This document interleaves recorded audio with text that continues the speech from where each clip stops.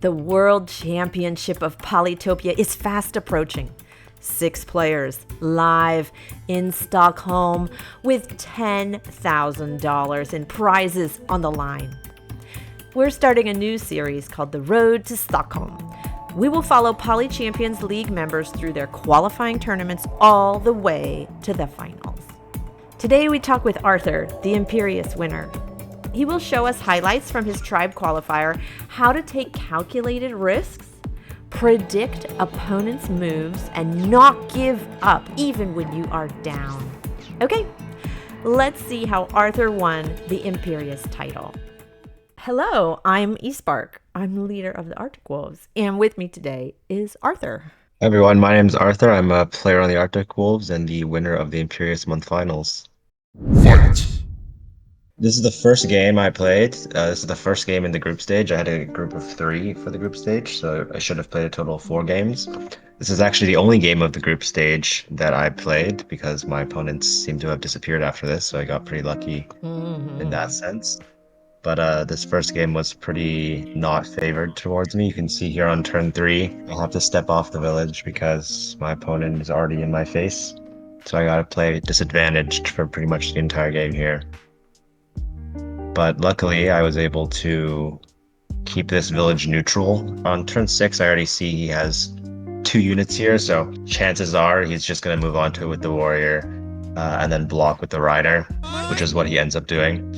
And so I just had to be a little bit preemptive there, make sure I had 4 units to unsiege here. I don't expect myself to keep the village. Of course, I'm assuming my opponent has the skill to realize that they need to keep this neutral as well, which they do. So we're kind of just spending the first 10 turns just trading warriors and riders on this one village. So not really too interesting here. The explorer here really tells me that I have a pretty poor lakes position, especially having one of my suburbs denied here. Most of my side here is all water, so I know that most of this side is all land. So I'm sure he has a few more cities than I do, but that's okay. I just need to make sure to consolidate here, because if I can grab these 2 villages fast enough and then also manage to grab this one, then I will have 6 cities, and that will be enough for me to do something. Your map situation is really challenging. You just don't have any more villages other than that one that's contested. You have to get on the water, and you can get that little island village. Yeah, I mean, it's good here because luckily the villages are all they're as dense as possible, so I have pretty good movement efficiency. I can just go into the port, jump on the village, place a port here, and then jump directly on the village, so I'm not wasting any moves. And so because there is also a lot of water here, I'm assuming that this strait exists. The way he moves makes me realize he doesn't have a lot of units.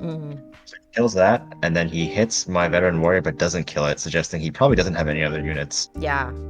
Here at all. So at this point, you feel like it's safe for you to move on to that contested village. Now you get more vision. You see I go extremely aggressive here, just kill 2 of his weak riders, and then with all these units, there's literally no way that I can lose this village. And I have a giant, so now I'm not worried at all. I take an explorer here because I already know that this city is going to be sieged pretty much every turn from now on. So next thing that really happens is I do just make a random rider bomber over here because it doesn't look like this guy has anything in the water yet. So I'm a feeling bomber? I'm feeling like I can just go where I want. I'm pretty sure I watched him move a warrior into a port, and I heard the sound. Oh yeah. So it's you know what? Let me just do this because why not? It'll annoy him a little bit, and I do definitely need to take water control. Because he made a giant there. I don't think that my attack is gonna go anywhere here. He's got a ton of units, and so I'm just kind of staying passive here and then slowly creeping my way down that strait. And because my explorer did get the East Lighthouse, I'm looking for Eye of God. You can get all the lighthouses. It'll take a little time, but it's totally doable. Uh-oh. But it's okay. My bomber is still alive. That's all that matters, and he gives me a nice little area. And as you can see, everything's being sieged. That's okay. I think I take the explorer here, and I guess you can see what it gets me. Not the lighthouse, which is really frustrating. But some vision, decent vision. So I actually know now I have a city advantage because of this little small city here, and so I'm not too worried, to be honest. Just slowly chipping away at everything. But then he just bought sailing anyway, so it was fine. Bye-bye, bomber. Oh, you move it back. Nice. It's at 1 HP now. He doesn't actually die this entire game, so he's just chilling there. Okay, you keep the bomber alive in the back. Yeah. So he pressures a bit with the Drugger here. This is a good amount of naval combat is pretty much going on. He also trains a knight here, so I was wary of that. Ooh, I had to see be a that little bit knight. careful. But you can move your giants so that he can't reach your squishy units. Yeah. So I'm not too worried. I don't think this was a great play from him. And so now what I'm thinking here is you can see I line up a ton of scouts here. I'm still looking to get that southern lighthouse just because, it's so close and the yacht would be helpful. And so I'm just kind of cruising my way through here. He just doesn't have enough ports compared to me. You can see he's got 2 ports here. I've got just a ton. And so I'm just slowly chipping away. Yeah, you can get more units on the water. You have more coastal access, I see. Very useful interaction to know in a live game is that if one scout hits a defender rammer, then your scout will actually survive if he hits back. You're sieging with the giant. Well, he is going to build a bridge here. And so he is going to unsiege. Oh, that's cool. I didn't think of a bridge. Nice.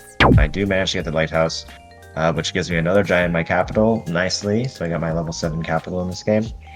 And then I choose the Eye of God over here. You can kind of see the oceans are turning in my favor. Yeah. The key point was that first contested village between you two, and you kept him off it long enough to find other villages and just get a navy. So I got 2 nice bombers here. Once it gets to my turn, I get to move. It's my turn, and I just kill everything. Yeah. And so then he just resigns there, which is good. Pretty long game. This game took about over an hour. After that, I won my group, and then moving on to the semifinals against Chuaches.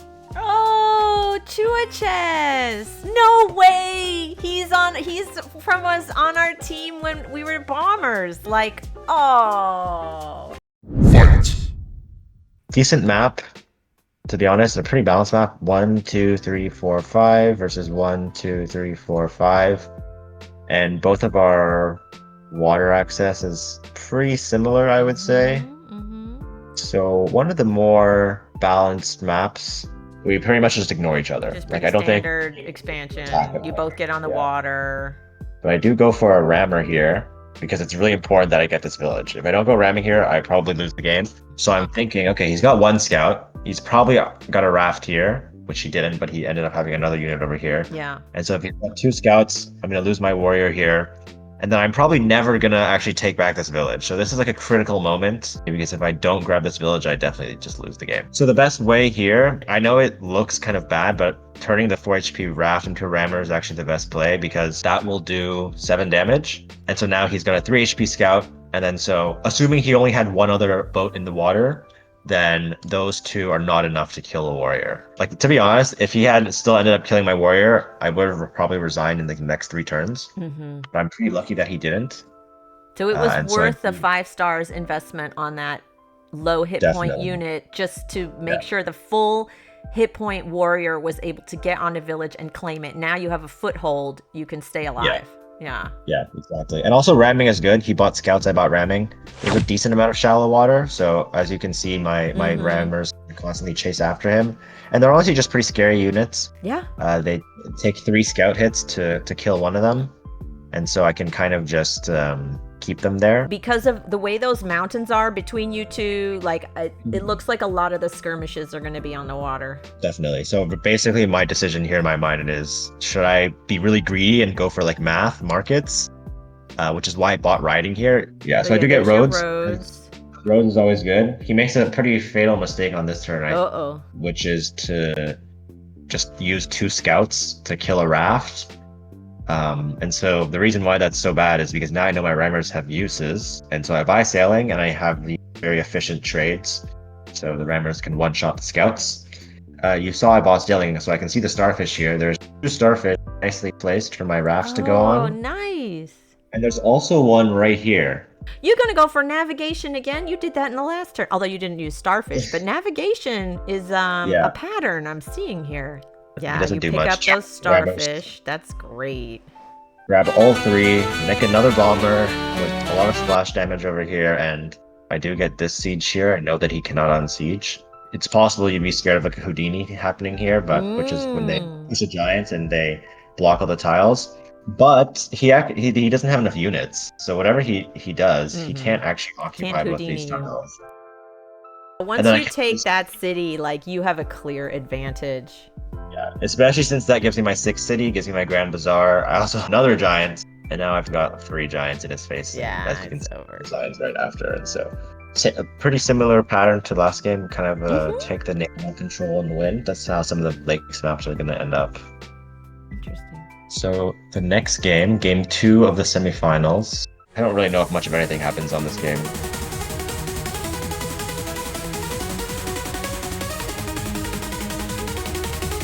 Okay, but both my games with Miczkoo were pretty interesting. Okay, good. Fight!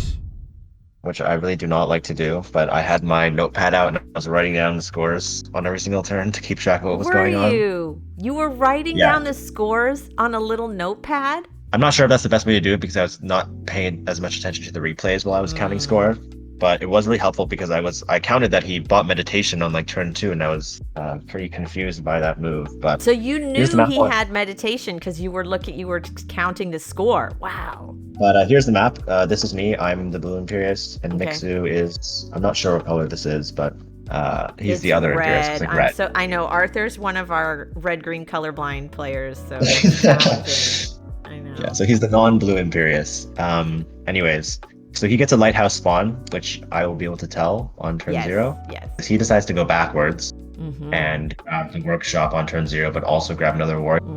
This move, I feel like, is almost always generally bad because expansion is just so important in these small maps that I'm going to come back to this point later, but as of now, I don't think it's a good play, and a little bit later on, you'll see why. So he buys Timing Meditation here. I know he can't capture a city because he went backward, so his warriors are all like a turn delayed. And so I'm wondering, for what possible reason could he buy a tier 1 tech and a tier 2 tech? Because from the score you're able to deduce that. I won't go into it. But to me, it was either riding roads or meditation. Riding roads, again, you would really want to wait for the next turn. Yeah, not this early. Riding roads now doesn't really help. So you knew he got a tier 1 tech and a tier 2 tech that turn, and you're like, the only one that makes sense is meditation, and then he's going for philosophy. He gets a fishing ruin. Luckily for me here, he moves this warrior this way, which is towards me, and so his expansion, not only is it delayed because he went backwards on turn 0, but also this warrior was unlucky. If he had gone down this direction, it would have been better for him. But there's honestly not much he could have done about that. But more importantly, you assumed he had meditation, and so he was going to go for the Altar of Peace, so you thought you had 5 turns where he was not going to go aggressive and attack you, because if he attacked you, he'd lose the monument. So you think you have like a buffer because of the meditation, because you expect him to try to get to Altar of Peace, right? Basically, my choice was, should I try to like go super aggressive and just like frustrate him? Because if I, for example, buy riding, I could just send a ton of units down here. That being said, I also didn't know where he was at this point as well. And then I get full vision of him with this explorer. And so from this state of the map, it's pretty clear that I have an advantage. I have 3 cities. He hasn't captured his first city yet, so that's one thing. Yeah. And number 2, I have just such a great little patch of villages here. So you're feeling pretty confident at this point, huh? I'm feeling pretty confident, maybe a little bit overconfident, but I just need to consolidate. And also I was keeping definitely an eye on this village because he's also really close to it. So I want to make sure that I can get this village. I do still proceed with my plan here because since he was focused on making his giants, he didn't support this warrior here. So I do get my 6th city. Now you're going to be able to claim that village. But he's got a giant coming. He's got a juggernaut coming. And so generally speaking, you know, a good metric for how you're doing in the game is literally just how many cities do you have versus how many cities your opponent have. But that's not always the case because at this point, I don't feel that confident. Yeah. Because there's a giant in my face. I don't see an easy way for me to get a giant other than my giant here with Smithery. But like a second giant would come over here with a forge, the fruit, and then my Park of Fortune that I get for my first giant. So I'm definitely preparing for that. So I think this is where he makes a pretty big mistake. He does not use his juggernauts to threaten this village. Oh.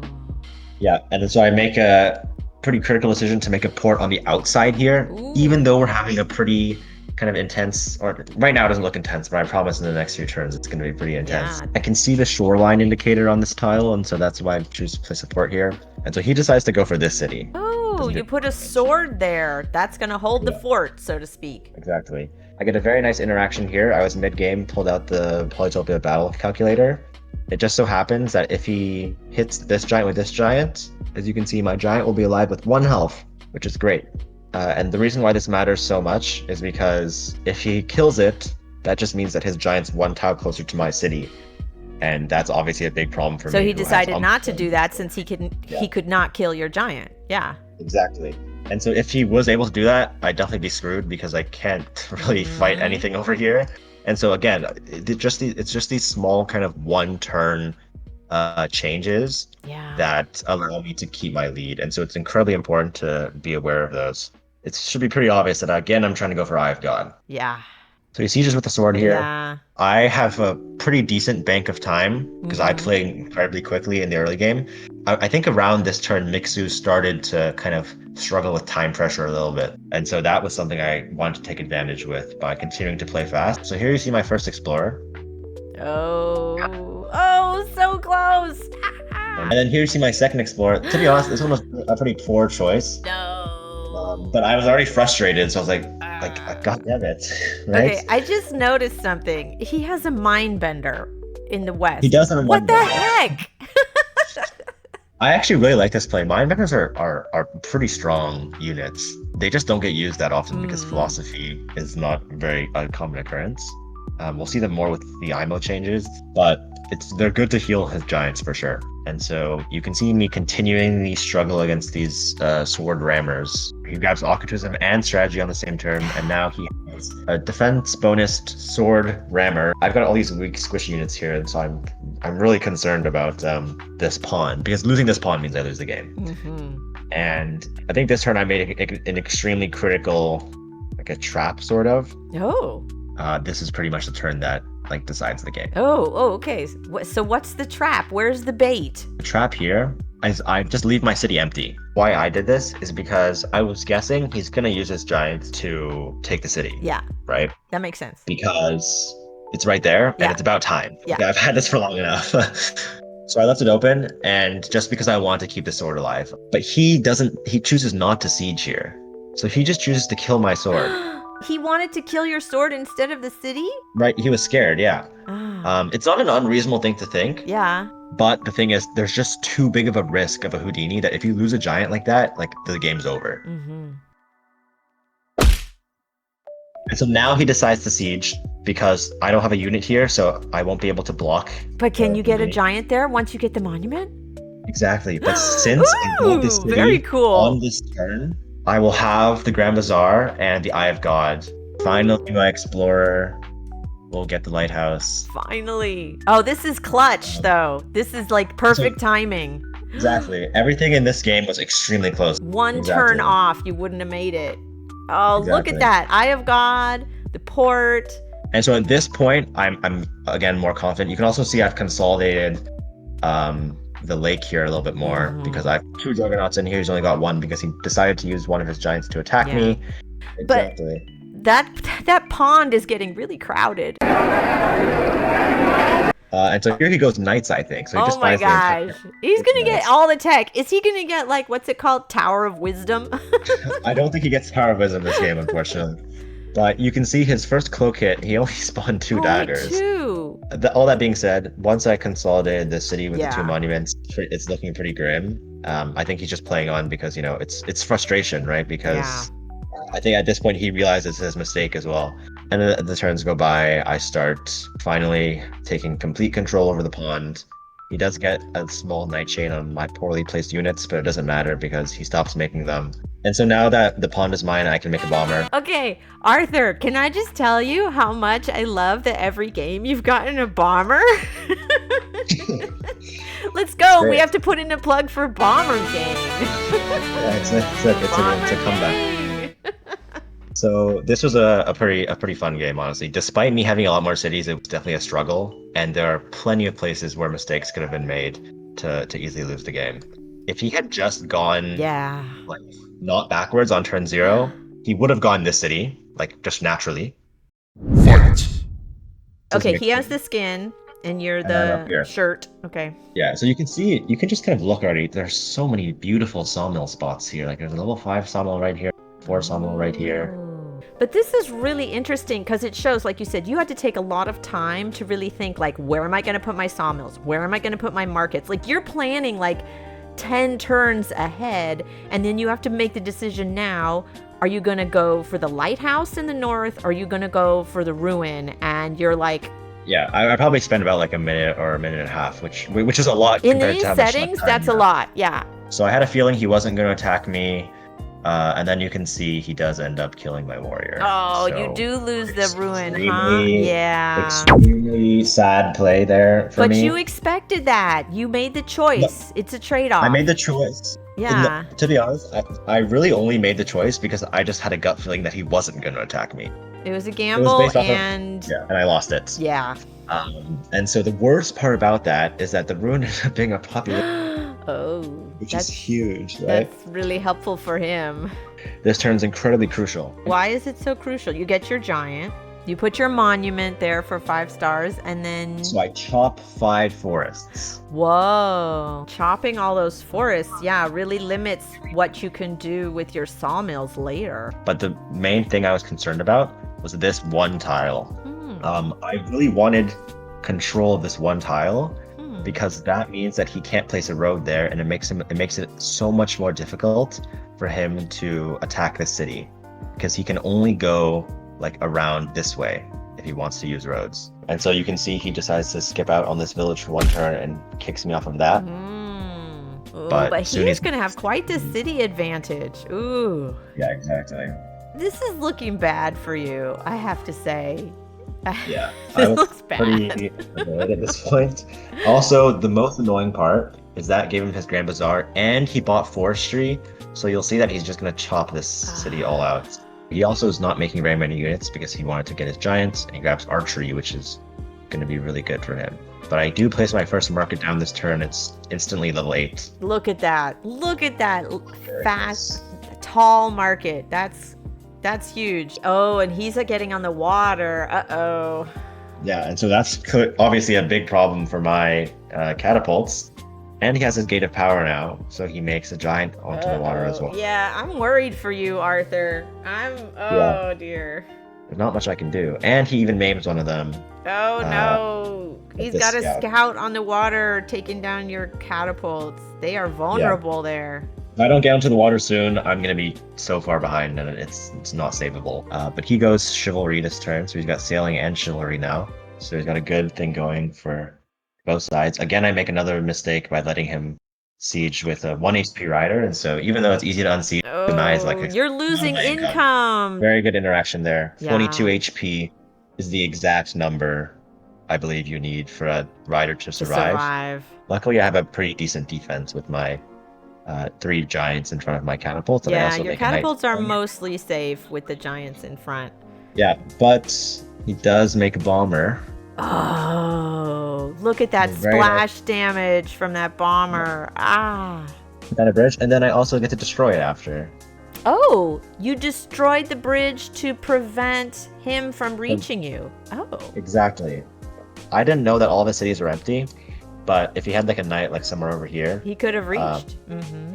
incredibly important was that during this turn where he made the knight, I was counting his score, and so I knew he made a knight. And so if I had left this here and like healed it to 22, then 2 archer hits, and then the knight comes in and kills everything, and I obviously lose on the spot. When I was watching it here, to a 40-point jump indicates an 8-star unit, and so So you knew there was a knight. Watching the score, taking your notes. he sees my rider, and I think this is another misplay from him, is that he did not go choose to chase down that rider, because this rider actually gives me a really, really useful ruin. The good thing is that the bomber is on his port, so he also hasn't. He can't put any more units in the water as long as the bomber's there. So I was thinking he had like a ton of stuff in the water here, so I was a little bit on the verge of giving up, because if he has a lot in the water, like I'm just kind of done for. You're holding on to the hope of that one ruin with that, 3 hit point rider on it that he can't. Yeah. So he doesn't choose to kill it. I think a pretty big mistake, and he still hasn't put anything onto this village yet, which is really interesting. And he's making another giant back here, training more knights, but he's not putting anything else in the water. I really think it would be a better choice for him to literally just make another port here. Yeah. But the ruin gives me something incredibly useful. Get a nice aquatism ruin. What? Aquatism? So that's like a 16-star ruin there, so even better than a star ruin. Interesting. And so now I got 2 defense bonus rammers. I finally buy sailing now. I hit his bomber. There's another rune here that I'm gonna sneak into, by the way. I'm slowly pushing through here, by the way. Like you can see that the pressure has been relieved here. This is an issue. Not for me, for him. There's 6 knights here. That's 48 stars of units that are just sitting here. Yeah. Like they're not doing anything, right? And so obviously it's scary, but imagine if those 48 stars were put into Navy. Yes. Right? Right. Then this would not have happened. So I get this lighthouse as well, and I see there's a city here, and so I decide to sacrifice a rammer to go grab it. Yeah, so here's my bomber. Incredibly nice. Let's go! Arthur, you got bombers in every one of these games. Let's go, bomber gang. I love it. Exactly. Unfortunately, my 1 HP rammer doesn't kill the 3 HP rammer, so I was pretty sad about that. You know, this game has really turned around for you. Like, now you have the momentum. Yeah. Yeah. I'm making my progress here. I sieged with that rammer. The reason why I sieged with the rammer instead of the giant was because I knew he could unsiege the giant. Obviously, he would suicide a bunch of knights into it, and it still wouldn't be good for him. But I would rather just siege with rammers to force him to waste knights on cheap units like Mindbender. 6 knights back there? That's 48 stars that are just hanging out. Yeah, and so I'm planning on just moving my giant, like slowly inching it forward to maximize the usage of it. And then I get my explorer. By the way, I'm so low on time here that I have to do that thing where you like exit out of the game, so you skip that trick where you save a few seconds to like reload the game. People always do that. Like sometimes when I see them playing Bullet or something, and I always kind of like, this is like stupid. But I legitimately needed it because I'm pretty sure I was at like 30 seconds. Yeah. And so I legitimately just physically wouldn't have enough time to move everything. I would consider myself a pretty fast player. Yeah. But obviously, tougher games, you need to really be careful. And I don't get the lighthouse. No lighthouse so. for you. That's okay. Not surprised. Finally, he's using some of those knights. Yeah, I mean, they're doing something, but honestly, not too much, right? I kept my giant on defense bonus tile, so his suicides are a little bit more inefficient. And he didn't even siege. And there's the resignation. And he gives up. He could probably still unsiege this, but water is completely lost. My stars per turn is like 18 higher than his now. I've got 5 cities. He's also got 5 cities. So what do you think were the choices that you made that really kept you alive? Just the planning ahead with the sawmills and getting on the water?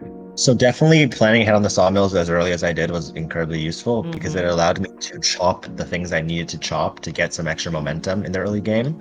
So I think the number one kind of critical moment here was actually me just watching the scoreboard and knowing that he has knights on this turn, because it's really just this low health giant that could have lost him the game very easily. Knights are obviously strong, but they are quite easy to counteract given you have giants. So I see that and I'm like, okay, he has knights. That means I need to either disband this giant or I need to send it away somewhere because it's a liability right now. And so I send it into the water. It's obviously not going to do anything. It's super weak, but I just you're like, now there's no chain. Now the knight can't get through. Exactly. So incredibly important turn here. Yeah. If I had not been watching and I would have left this here and healed it, I would have lost. All your catapults would have been gone if that one linchpin was in there, but now he can get through. Yeah. So that was critical, and then him not killing this rider to allow me to get an Octus and Ruin was critical. Choosing to place 3 ports here was critical, as you can see. And then you could get more units on the water. And then him spending a lot on knights was critical. I mean, it makes sense because a knight chain wins, but you prevented the knight chain. You did a good job. Yeah. Yeah, as long as I'm being careful enough, they won't actually work. Yeah, you countered it. And so that was the end of the tournament. So that was a 2-0 experience in the finals. Didn't lose any games, but then again, I also didn't really play very many games in the stage.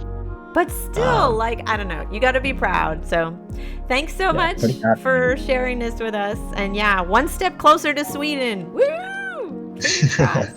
Yep, still got 6 more weeks until the face-off, and hopefully that will go well. I'm pretty happy with having Imperius. Definitely one of the top four tribes easily. Yes, right. We have a video on tribe rankings, and Imperius is consistently in the top. You can watch that video.